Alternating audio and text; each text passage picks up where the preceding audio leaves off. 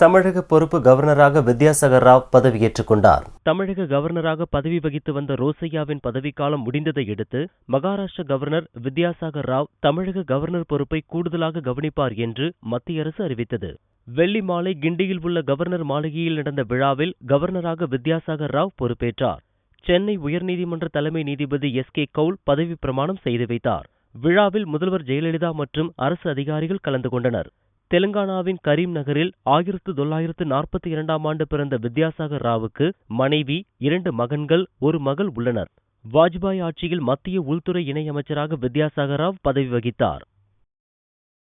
I, Chandamaneni Vidyasagar Rao, do swear in the name of God do swear in the name of God that I will faithfully discharge the functions of the Governor of Tamil Nadu that I will faithfully discharge the functions of the Governor of Tamil Nadu